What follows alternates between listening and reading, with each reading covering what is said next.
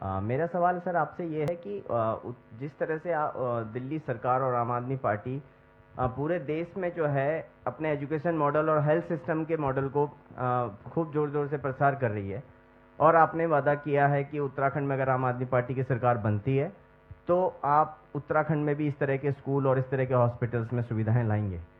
लेकिन सर यहाँ पर पहाड़ पर डॉक्टर और अध्यापक जाना ही नहीं चाहते, तो ये सबसे बड़ी हमारी चुनौती है। तो आप पहाड़ पर उत्तराखंड में किस तरह से डॉक्टर्स को और अध्यापकों को पहुंचाएंगे? इसके लिए आपकी क्या नीति होगी जो इस डॉक्टर वहां पर जाकर के अपनी सेवाएं दें? Thank you. क्या नाम? अजय कुमार है सर। अजय जी, जब आप ये बात पूछ रहे थे तो मैं सोच रहा था कि दिल्ली में 5 साल पहले क्या हाल था, और लेट मी टेल यू। सिर्फ स्कूल की बात करता हूँ, हॉस्पिटल में भी यही था। स्कूल टूटे हुए थे, हैं, लिखने के लिए बोर्ड नहीं होता था, बच्चों के बैठने के लिए डेस्क नहीं होती थी। इतना भी ठीक है, वहां महिलाओं के लिए टॉयलेट तक नहीं था, मतलब पुरुषों की तो बात छोड़ दीजिए।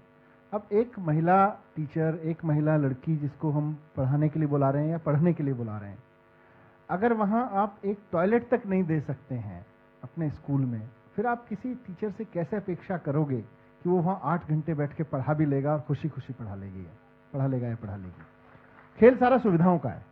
अगर आप स्कूल में अच्छी सुविधाएं दोगे, अगर आप हॉस्पिटल्स में अच्छी सुविधाएं दोगे और उसको सह सम्मान दोगे, उसकी प्रेरणा जगा के रखोगे। आज दिल्ली के गवर्नमेंट स्कूल में वही टीचर हैं, उन्हीं के पढ़ाए हुए बच्चे आज IIT क्रॉस कर रहे हैं, जिनके पढ़ाए हुए बच्चे ठीक से पढ़ नहीं पाते थे, किताब टेक्स्ट बुक ठीक से नहीं पढ़ पाते थे, वही टीचर्स हैं। तो टीचर्स की कमी नहीं है, डॉक्टर्स की कमी नहीं है, उनके टैलेंट की कमी नहीं है, कमी सरकार की नीयत की है।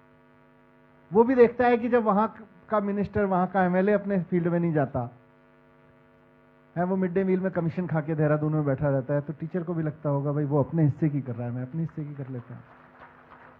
लेकिन जब मिनिस्टर मिड डे मील में और किताबों की खरीद में बेईमानी नहीं खाएगा, तो फिर आंखों में आंख डाल के टीचर से भी बात करेगा, भाई देख मैं भी बेईमानी नहीं कर रहा, तू भी मत कर, चल वहीं दोनों चलते हैं।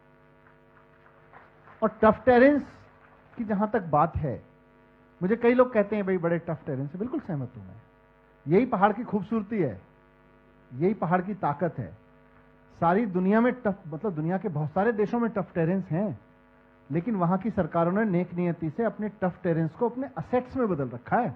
वहां से रेवेन्यू आता है, वहां से सबसे ज्यादा। आप में से बहुत सारे लोग विदेशों में गए होंगे, आप विदेशों के फेमस जगहों पे गए होंगे, वहां पे आप देखो तो उन्होंने अपने टफ टेरेंस को अपने असेट्स में बदल दिया। आज सारी दुनिया के लोग उनको देखने आते हैं, उन्हीं ठंडी जगहों को, उन्हीं पहाड़ी या दुर्गम इलाकों को। वही दुर्गम इलाके आपके लिए उपलब्धियां बन जाएंगे अगर आप वहां नेक नियति से काम करो तो। आज डेजर्ट होते जा रहे हैं। Thank you.